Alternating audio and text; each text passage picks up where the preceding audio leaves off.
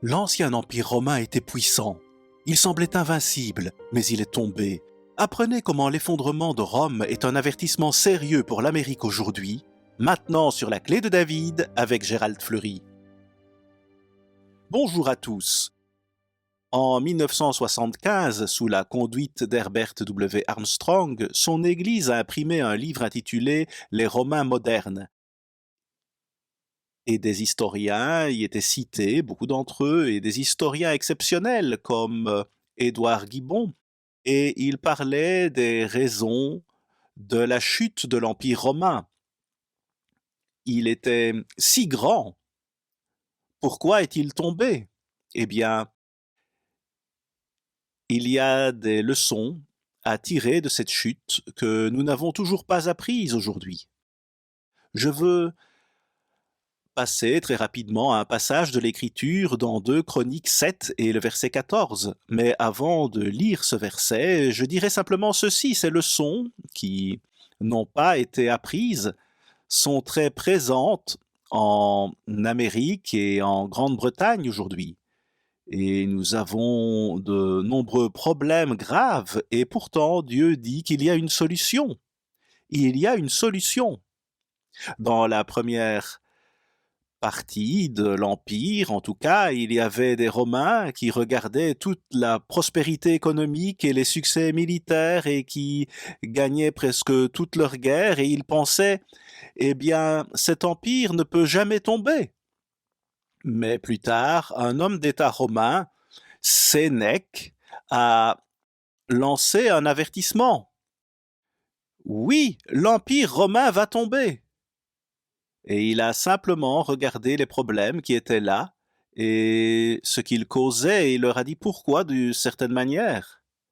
Mais les gens à l'époque où Sénèque a dit ça ont ricané de ce qu'il disait. Ils se sont moqués de lui. Je veux vous lire ce passage du dernier livre de l'Ancien Testament, 2 Chroniques 7 et le verset 14, mais je vais aussi mentionner 1 Corinthiens 10 et verset 11 où l'apôtre Paul dit « Écoutez, ces exemples dans l'Ancien Testament sont des exemples pour nous admonester et nous diriger et nous empêcher de faire des erreurs aussi horribles. » Et c'est pour sûr un verset essentiel. Voici ce que dit le verset 14 de 2 Chroniques 7. Si mon peuple, sur qui est invoqué mon nom, s'humilie, prie et cherche ma face, et s'il se détourne de ses mauvaises voies, je l'exaucerai des cieux, je lui pardonnerai son péché et je guérirai son pays. C'est une magnifique promesse de Dieu. Si vous faites ce que je vous dis ici, je guérirai votre pays. Quelle merveilleuse réalisation ce serait et quel miracle ce serait si Dieu faisait cela. Et il dit qu'il le fera si nous faisons ce qu'il dit et nous détournons de notre propre voie. Est-ce que nous croyons en Dieu? Est-ce que vous et moi croyons Dieu? Pensons-nous vraiment que ce qu'il dit est vrai? Avons-nous assez de foi en Dieu pour le croire? Notez cette citation de l'un de ces grands historiens, Philippe van Nesmeyer, qui a écrit Rome, son essor et sa chute. Il a dit ceci: tout d'abord, au fond de la société romaine, l'unité ultime était la famille. La caractéristique ou l'élément le plus important de ce groupe familial était l'autorité du père. Il serait difficile de surestimer l'influence de ce groupe sur l'histoire et le destin de Rome. Il a été le berceau d'au moins quelques-unes des splendides vertus des premiers Romains qui ont tant contribué à la force et à la grandeur de Rome et qui ont aidé à donner la domination du monde. La domination du monde. Maintenant, je vais vous dire ceci. Quand vous parlez de dominer le monde entier, c'est une telle puissance. Et que s'est-il passé ici quand ils ont commencé à tomber? Si vous regardez la structure familiale même, en Amérique et en Grande-Bretagne, ces grands empires, et l'on doit le dire, pour chacun de ces empires, eh bien, la fondation de la puissance de chacun d'entre eux au début était une structure familiale forte. Et de nombreux historiens vous le disent. Ce n'est pas quelque chose qui soit secret. Puis il poursuit avec sa citation ici. L'exercice de l'autorité parentale dans la famille a enseigné aux Romains comment commander, ainsi que comment obéir. Et comment exercer l'autorité et la sagesse et la modération et la justice. C'est une déclaration puissante. Rien qu'à travers la structure familiale, vous apprenez à commander, vous apprenez à diriger et vous apprenez à obéir. Bien sûr, à moins que l'on vous ordonne de désobéir à Dieu, vous ne le faites pas. Mais quel exemple puissant ont été les familles au début de ces grands empires et de ces grandes nations. C'est presque toujours le cas, en particulier dans les nations appelées Israël.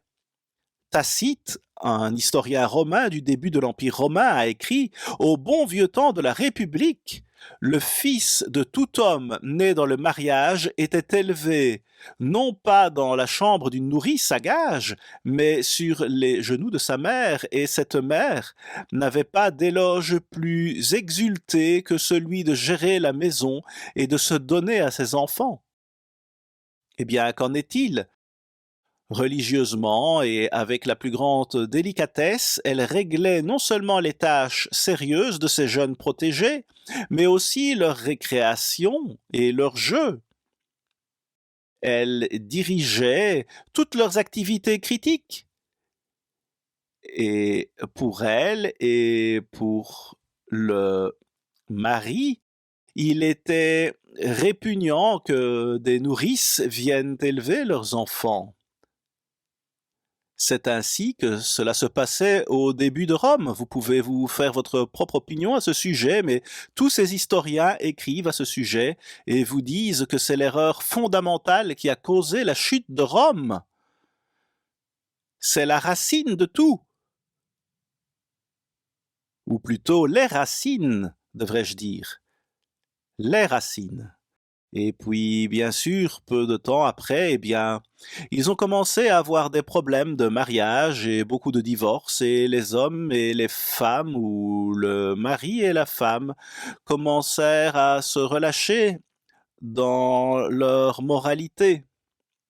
Ils ont commencé à glisser vers le bas, mais encore une fois, tout cela était les racines du caractère romain.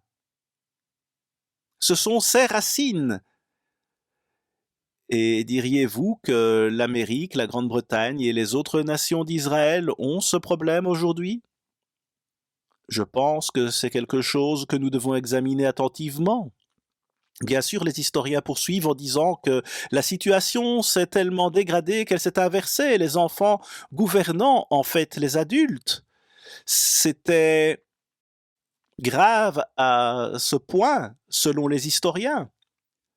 Et le mauvais côté de cela, c'est que, selon Jérôme Carcopino, ils ont simplement gâté les enfants et ont perdu tout sens de la discipline dans la famille. La famille s'est effondrée et l'empire aussi. C'est ce qui s'est passé. Maintenant, si vous regardez le début de l'empire, il était rare de voir un divorce parce que tout tournait autour de la famille. Mais le divorce est devenu normal, donc il y en a eu une épidémie. Toutes sortes de divorces. Et encore une fois, si vous regardez l'éducation moderne d'aujourd'hui, vous devez dire que les éducateurs ouvrent la voie aux révolutions morales et sexuelles. C'est certainement quelque chose que nous avons vu dans ce pays. Je pense que vous êtes d'accord avec cela, mais les éducateurs vous diront souvent « Écoutez, nous ne sommes pas dans une institution qui forme le caractère. Mais je vais vous le dire, nous avons un collège ici à Edmond, en Oklahoma, et un autre à Stratford, en Angleterre, et nous nous considérons absolument comme une institution de formation du caractère. Et cela fait une Église forte, une nation forte, un individu fort. Comme c'est crucial, même beaucoup de vos grands quarterbacks, vous verrez qu'ils avaient une forte figure paternelle qui les a aidés à grandir d'une manière correcte, certainement avec de la discipline, et cela a vraiment porté ses fruits dans leur vie. Ils ont été récompensés pour cette structure familiale. Voici une autre citation, celle-ci vient de G.P. Balzon, et il dit « Pour un Romain des meilleurs jours de la République, la religion représentait la stabilité de l'État et du foyer. Elle était le fondement de la vie publique et privée. Pour la grande majorité des hommes ordinaires, le christianisme n'a provoqué aucun changement fondamental d'attitude. C'est-à-dire dans les derniers jours de l'Empire romain. Il n'a changé l'attitude de personne. Il n'avait pas d'impact sur les gens. Qu'est-ce qui a mal tourné? Eh bien, il ne recevait pas de direction de l'Église. Est-ce également vrai aujourd'hui? Eh bien, nous ferions mieux d'examiner cela de près parce que tout est en jeu. Et je veux dire tout, si vous regardez ceci. Voici une citation du magazine Look, qui fait partie de la famille du magazine Time et qui, par le passé, a eu une forte présence dans ce pays. Mais voici une citation du magazine Look. « Nous sommes à la dérive, sans réponse. Nous assistons à la mort de l'ancienne moralité. Aucune autorité unique ne régit notre conduite, aucune église ne fixe la loi morale pour tous. » C'est une citation du magazine Look du début des années 60. Qu'est-ce qu'on pense de cela? Je pense que c'est une déclaration exacte du magazine Look. Et je pense que c'est quelque chose dont nous devrions discuter. Et ils ont beaucoup parlé du sens de la vie. Dans la religion, il n'y avait tout simplement pas de sens réel, ni de but réel dans la vie. Et ils n'obtenaient pas ce qu'ils obtenaient autrefois des églises. Est-ce que cela nous est arrivé? Eh bien, je pense que nous devons examiner cela de très près. Mais je vais vous dire ceci. Il y a un moyen, voyez-vous, de connaître le plan de Dieu et le plan des jours saints de Dieu. Nous avons une brochure intitulée « Jours fériés païens ou jours divins consacrés, lesquels choisir ?» qui vous informe sur le plan de Dieu et sur la façon dont il met tout en œuvre, et toute notre littérature est gratuite. Si vous souhaitez obtenir cette brochure, veuillez la demander. Le livre Le mystère des siècles vous explique pourquoi l'homme ne comprend pas et ne connaît pas Dieu et la Bible. Il vous dit vraiment des choses que vous n'entendez pas souvent. Et ces livres et brochures vous le prouveront. Je vous proposerai peut-être d'autres livres et brochures avant la fin de cet exposé. Mais remarquez 2 Timothée 3, c'est dans le Nouveau Testament, et les versets 1 à 4, laissez-moi vous les lire. Sache que dans les derniers jours, il y aura des temps difficiles, car les hommes seront égoïstes, amis de l'argent, fanfarons, hautains, blasphémateurs, rebelles à leurs parents. Eh bien, c'est Paul, il y a environ 2000 ans, qui nous dit que nous aurons des enfants qui désobéiront à leurs parents. Est-ce que c'est vrai? Je pense certainement que c'est le cas en Amérique et en Grande-Bretagne et dans l'État juif au Moyen-Orient à bien des égards. Et dans les autres nations d'Israël. C'est vrai, il y a 12 nations d'Israël et nous en parlons dans notre livre Les Anglo-Saxons selon la prophétie, et nous vous expliquons tout cela à propos d'Israël. Le verset 3 dit « Insensibles, déloyaux, calomniateurs, intempérants, cruels, ennemis des gens de bien. » Il n'aime pas les gens de bien, il les déteste. traîtres, emportés, enflés d'orgueil, aimant le plaisir plus que Dieu. Waouh! Est-ce que cela parle de nous? Que nous aimons les plaisirs plus que nous n'aimons Dieu? Nous aimons le sport, tous ces nombreux sports. Personne n'a organisé de sport plus que l'Amérique, je crois. Jamais dans le monde. Je pense que c'est assez évident, mais est-ce bien? Avec tous ces sports et tous ces plaisirs que nous avons, les divertissements, les drogues, toutes ces choses, eh bien, nous enseignons certainement à nos élèves à obéir à ces règles que Dieu établit dans la Bible et même aux lois, bien sûr. Verset 5, ayant l'apparence de la piété, une apparence de piété, mais reniant ce qui en fait la force. Éloigne-toi de ces hommes-là. Vous voulez dire que la religion n'a pas le pouvoir de changer l'attitude des gens? Comme je l'ai déjà cité, c'était un problème avec Rome quand ils étaient en train de se décomposer et de tomber. Remarquez ce qui est dit ici. Une apparence de piété, c'est juste une forme, c'est plus un rituel. Il n'y a pas de puissance dedans. Dieu dit que si vous faites cela correctement et que si vous lui obéissez, il vous donnera du pouvoir.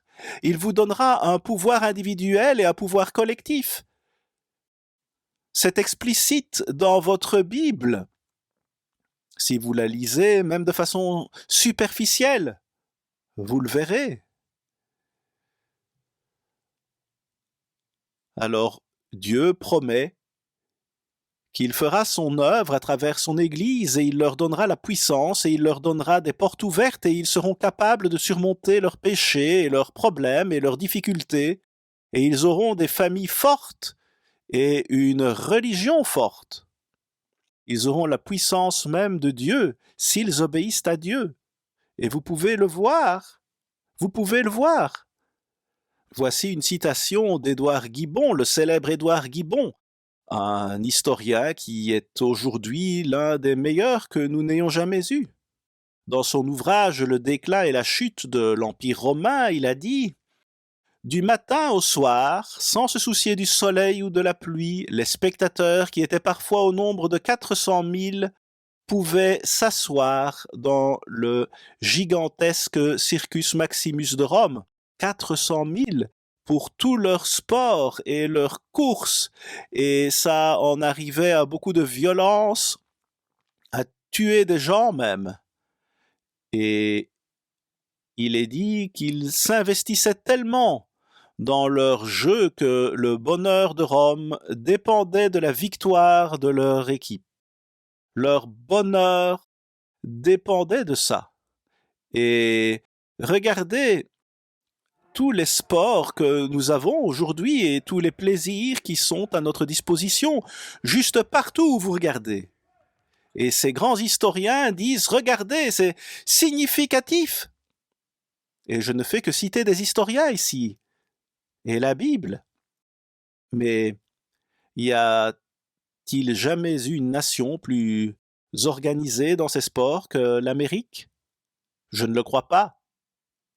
Est-ce une bonne chose? Écoutez, j'aime ce pays et j'aime notre peuple, mais je vois vraiment des choses que je n'approuve pas et je pense que vous pouvez prouver à partir de votre Bible que ce n'est pas bon pour la nation ou les nations.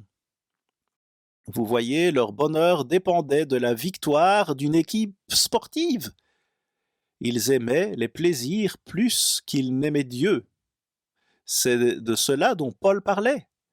Puis ils se sont mis à faire du commerce sans restriction. Et pourtant, ils ne pouvaient pas rivaliser avec la main-d'œuvre étrangère bon marché. Et ils ont dû commencer à mettre en place des tarifs élevés et à subventionner leurs propres travailleurs. Les subventionner! Et c'est devenu si grave qu'ils subventionnaient environ un tiers à 50%, voire la totalité de leur aide sociale. Et ils ont dû les subventionner, et bien sûr, cela a provoqué toutes sortes d'inflations et d'autres problèmes, car ils ne pouvaient pas être compétitifs et ils avaient de l'aide sociale à profusion. Les gens restaient à la maison, ils aimaient rester à la maison, c'était une vie facile, ils aimaient ça. Et voyons-nous un peu de cela dans notre pays. Et ces historiens comme Daniel Mannix ont dit que ces gens, dans leur sport, ils connaissaient tous les détails d'un match qui s'était déroulé, mais ils ne connaissaient pas leur Bible et n'avaient pas honte de ne pas la connaître. Mais ils avaient vraiment honte s'ils ne connaissaient pas leur équipe sportive, au moins s'ils s'assuraient d'être un expert en cette matière. Eh bien, les Césars ont continué, je veux dire qu'ils se sont épuisés à essayer de donner à leur peuple plus de plaisir et plus d'opportunités pour des choses comme ça, afin qu'ils soient heureux. Et nous n'avons jamais rien vu de tel dans ce monde jusqu'à maintenant. C'est incroyable.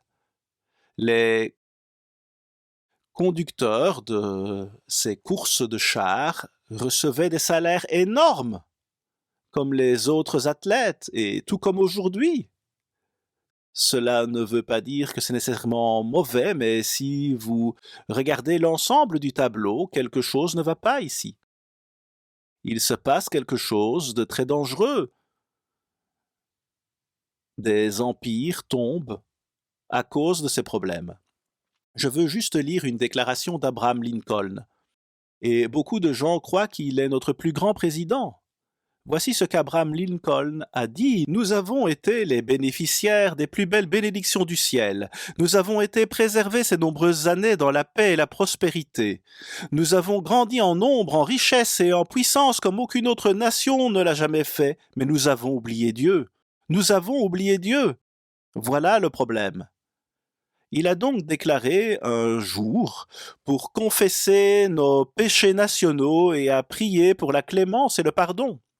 Le jeudi 30 avril 1863 a été déclaré jour d'humiliation nationale, de jeûne et de prière. Pouvez-vous imaginer que cela arrive aujourd'hui de la part d'un président des États-Unis? Pouvez-vous imaginer cela? Nous avons oublié Dieu et il a déclaré ce jour et ça a encouragé beaucoup de gens à vraiment prier et jeûner à Dieu. Et vous savez quoi? Dieu les a sauvés de la guerre civile et ils n'ont pas divisé la nation, ce qui était le plan à bien des égards, et cela aurait pu devenir 2 nations ou 3 ou 4. Mais ça ne s'est pas produit parce que je pense que l'on doit dire Abraham Lincoln et ses adhérents ont tout changé. Si vous retournez à 2 Chroniques 7 et au verset 14, il est dit « Si mon peuple sur qui est invoqué mon nom s'humilie, prie et cherche ma face, et s'il se détourne de ses mauvaises voies. » Les gens d'aujourd'hui lisent cela. Il n'y a pas si longtemps, j'ai entendu des gens citer cela, mais ils ont omis la partie « se détourner de ses mauvaises voies ». Est-il possible que nous soyons saturés de mauvaises habitudes? C'est une prophétie du dernier livre de l'Ancien Testament. Puis il dit « Je l'exaucerai des cieux. Si vous voulez bien vous tourner, je lui pardonnerai son péché et je guérirai son pays. Je guérirai leur pays. » Pensez-y, c'est la réalité aujourd'hui. Les gens parlent de plus en plus d'une guerre civile en Amérique et même en Grande-Bretagne. Et ils sont profondément divisés. Pourtant, regardez le résultat que Lincoln a obtenu de Dieu pour avoir porté cette affaire devant Dieu et encouragé beaucoup de gens à le faire en parlant publiquement du problème, et regardez ce que cela a donné. Dieu a guéri cette terre. Il l'a guérie comme il l'a dit. Nous devons penser à toutes ces choses et à ces promesses vraiment merveilleuse que Dieu nous fait et surtout à la guérison de notre terre. Si nous nous tournons tout simplement pour écouter ce que Dieu nous dit, il guérira notre terre, comme c'est merveilleux d'avoir cette promesse de Dieu. À la semaine prochaine, ici Gérald Fleury. Au revoir les amis.